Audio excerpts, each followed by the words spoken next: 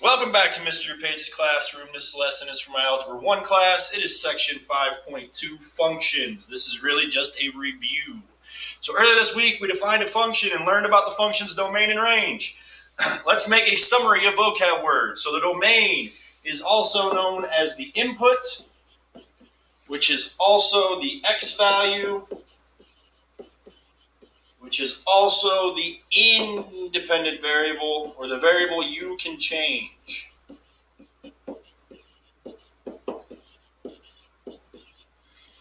The range then would be the output, the y value,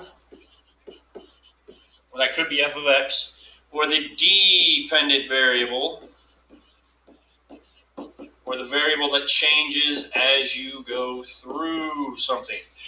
Now, thinking of functions in terms of input and output, if you think about functions as, say, a washing machine and a dryer, your input would be dirty clothes. So you take dirty clothes and you would, clothes, and you would input them into the washing machine. Well, think about then what would come out of the washing machine. What would come out of the washing machine would be wet, clean clothes. One thing goes in, one thing comes out.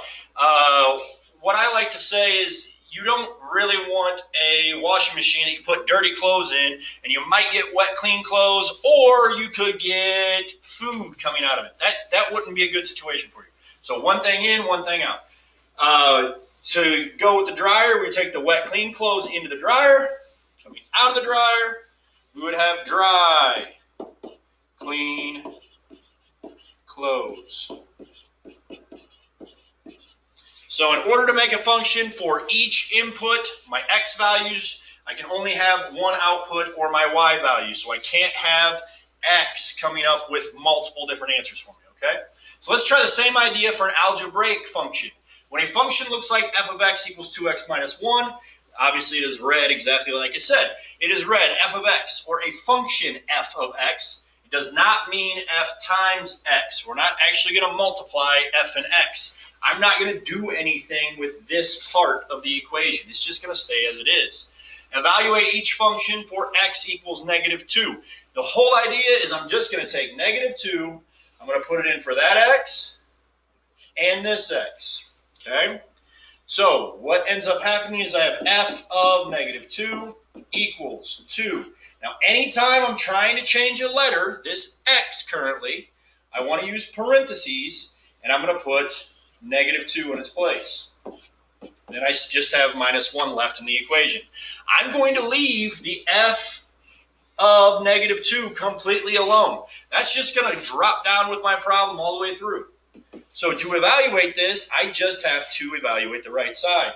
2 times -2 is -4. -4 minus 1 would be -5. Let's write this correctly. So f of -2 equals -5. f of -2 equals -4 minus 1. So my input is -2. My output is -5. And I am done. Notice I did not change the f of -2 at all throughout the entire problem. I did all of my work on the right side. Now we're going to do the same thing using -2 in for g of x. So I'm going to put -2 in for this x, and that's just to tell me what I'm solving. I'm going to put -2 in for that x and for that x. I'm going to put it in for all of the x's. So again, my input is -2.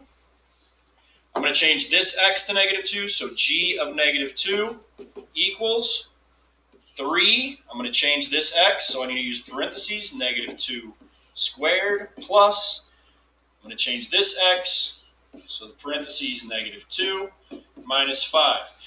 Now, I'm not going to do anything with the g of -2. I'm only going to evaluate the right side. So to start with, what I would evaluate is my -2 squared. So I have 3 times -2 squared would get me 4. I could right away also evaluate 2 times -2, which would get me -4 minus 5.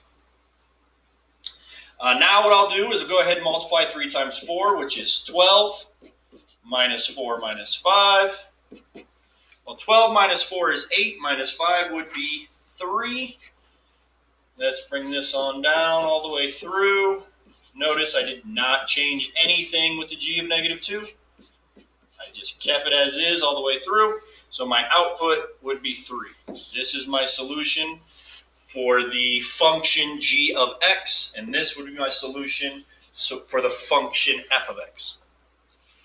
Now, what does that do if I change to created functions, is what we call this, where I have this symbol here, okay? All this symbol does is to tell me what number I'm going to put in for what letter. So I notice I have x, upside down triangle y, and then I have 8, upside down triangle 2.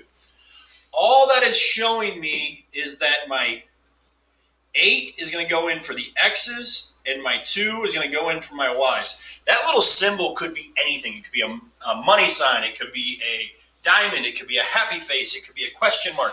It really does not matter. So what this problem is telling me to do is anywhere that I have an x, I'm going to put in 8. Anywhere I have a y, I'm going to put in 2. So what we end up with is x, a little upside down triangle. It's filled in. Y is equal to 2 times my 8 minus 3 times my 2. And that all came from right here. Okay? So 2 times 8 is 16, minus 3 times 2 is 9. 16 minus 9 would be 7. So the solution to that created x upside down triangle y function would be, oh, I'm sorry, this isn't 9. What am I doing? 16 minus 6 is 10. Negative 3 times 2 is actually negative 6. I apologize. So 16 minus 6 is 10. So my created function x upside down triangle y, where 8 upside down triangle 2 tells me what to put in for x and y, my solution would be 10. Same thing for problem 2. 3 goes in for my x's, negative 2 goes in for my y's. So I have x, let's see if I can make a diamond here. Diamond y equals, anywhere I have an x, I'm going to use parentheses. I'm going to put in 3. That will be squared plus, now I have a y, so I'm going to put in negative 2. Over, I have a y, so negative 2 plus 1. Sorry, plus 1. This plus minus bugs me, so what I'm going to do is just get rid of the plus sign. I can just say that this is 3 squared minus 2. Go ahead and evaluate. So x, my little diamond, y equals 3 squared is 9 minus 2. I'm going to go ahead and evaluate the denominator as well. Negative 2 plus 1 would be negative 1. 9 minus 2 is 7 over negative 1, which is negative 7. Finally, the last problem, I have negative 5 that's going to go in for x. I have 7 that's going to go in for y. So anywhere I have a y, I'm going to put in 7. Right away, I have a y. So it'll be parentheses 7 squared plus negative 5 minus 10. Again, I have the plus minus, so I'm going to go ahead and get rid of the plus sign. 7 squared would be 49 minus 5 minus 10.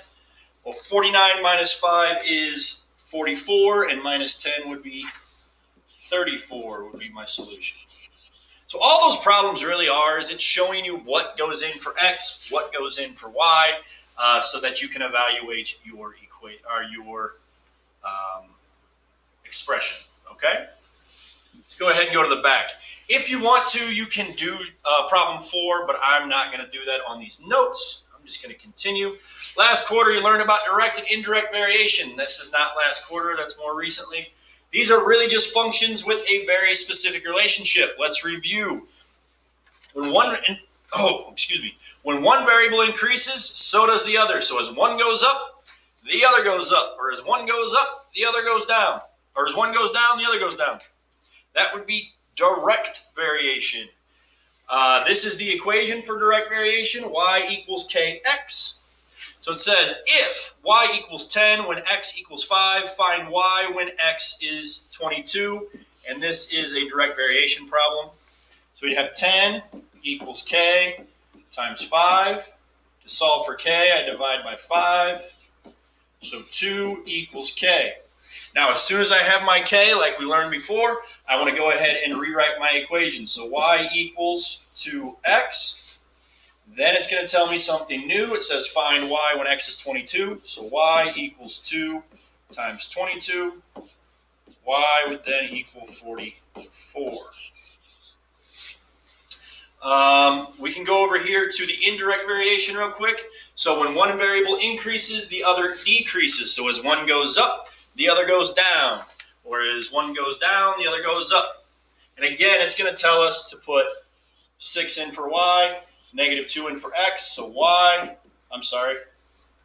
this is our formula for indirect variation. We're going to use indirect variation on this problem. So 6 equals k over -2. I'm going to multiply both sides by -2. So -12 equals k. Again, as soon as I find my k value, I want to rewrite my equation. So y equals -12 over x. Again, it's going to tell me what to do from this point. So I'm going to put 3 in for x. Y equals -12 over 3.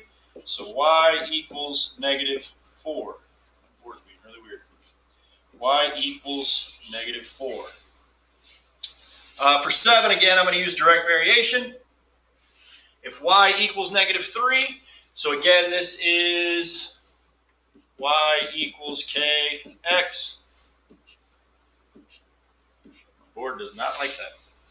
Y equals kx. So -3 equals k times 18. I can divide by 18 on both sides. Now, we do not want to change our k value into a decimal. So at this point, I know I'm going to have a fraction, -3 over 18. But I also want to simplify that fraction as far as I can. So 3 and 18 are both divisible by 3, leaving me with a k of -1 over 6. Now that I have my k value, I want to rewrite my formula. Y equals -1 over 6x. I need to find x when y is 14. So we have 14 in for y equals -1 over 6x. Remember, if you ever have a fraction with an x attached to it, I can just put my x up into the numerator. So 14 equals -x over 6, which means I can multiply both sides by -6. So x would equal -84. Again, for 8, it would be indirect variation. So y equals k over x is my formula. So 0.5 equals k over 42. In order to solve for k, we multiply by 42 on both sides, which is really 42, half of 42, so 21 would equal k. I'll rewrite my formula. Y equals 21 over x. It tells me to find x when y is 7. So 7 equals 21 over x. Now, this is where I have to be careful. Whenever I have a fraction on the side by itself, in order to get rid of the fraction, I have to multiply by the denominator first, even if it is x. So that leaves me with 7x equals 21. Divide both sides by 7. X would be 3. Okay? On to some story problems. Story problems, really, you want to just take this in order. Once you figure out what kind of variation you have, okay? So it takes 8 students 40 minutes to clean up the cafeteria after homecoming. How many minutes would it take 15 students to clean up? So the question you should be asking yourself right now, if I have 8 students and it takes 40 minutes, would it be more time or less time when I increase to 15 students? Well, it should be less time, which means the type of variation is going to be indirect. And when I said you want to take the problem in order, the first thing that you run into is going to be your x. So it takes 8 students, that'll be my x, 40 minutes, that'll be my y, to clean up. Indirect variation, remember, is y equals k over x. I do not want to use y and x in this situation, so I would do m equals k over s, where for m I'm going to use 40, for s I'm going to use 8, so it would be 40 equals k over 8. Go ahead and multiply both sides by 8. So 320 equals my k value. Remember, as soon as I find my k, I want to rewrite my formula. So m equals 320 over s. Now that I know the first part of the problem, I'm going to go to the second part of the problem. How many minutes would it take 15 students to clean up? So I'll take 15 and put it in for my s value. So m would equal 320 divided by 15. Since this is minutes, since it is minutes that we're talking about, I can make this into a decimal. So m equals 21.33 minutes.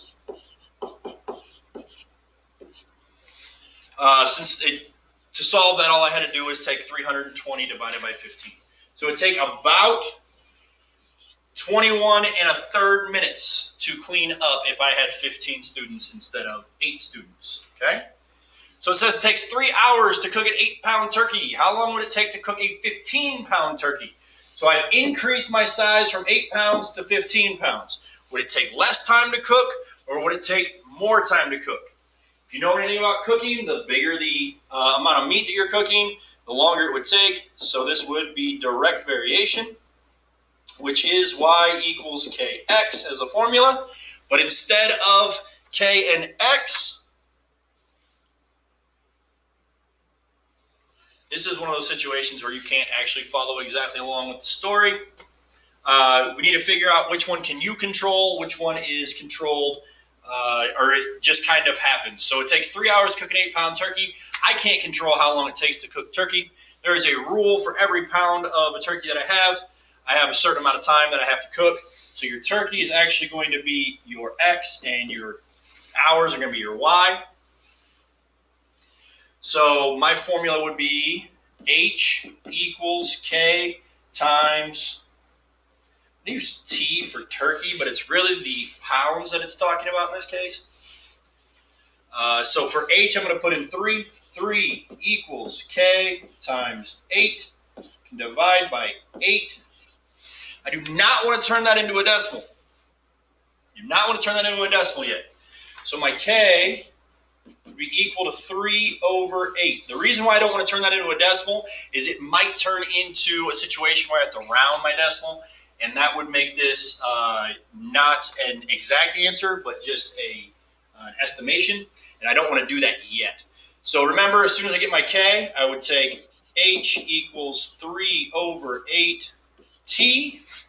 So it says that I have a 15-pound turkey, so I'll put 15 in for t. H equals 3 over 8 times 15. Now, if you want to type that into your calculator, the easiest way to do that would be to take 3 times 15, just like we did when we put the x up in the numerator. 3 times 15, which is 45, and then divide by 8. That's the easiest way to type it into a calculator if you do not know how to use fractions. The answer would be h is equal to 5.625 hours. Now, I'm going to leave that as 3 decimal places because that is an exact answer. And I'm able to turn that into a decimal because we are talking about hours. But I'm going to leave that at 3 decimal places because that's as far as it goes on a calculator. That's exactly what the answer would be. Okay? Now, here's the problem. If you burnt your first turkey and you still had 2 hours until dinner, what size turkey could you still have time to cook? Now, I'm going to use the same formula from the first problem. H equals 3 over 8 times T. So I have H equals 3 over 8 times T. And I'm going to figure out what I can do, which means I have 2 hours. So I'll put 2 in for H. So 2 equals 3 over 8 times T. Now remember, I can just take the T up into the numerator with 3. So 2 equals 3 T over 8. Multiply both sides by 8. So I have 16 equals 3T. Divide both sides by 3. That leaves me with 5.33 pounds is how big my turkey could be. So I could have a 5 1/3 pound turkey, which is not very big, but it's better than having a large burnt turkey. Now, if you have any questions over this video, please make sure you ask either in class or through email. Otherwise, thank you very much for watching the video and have a great day.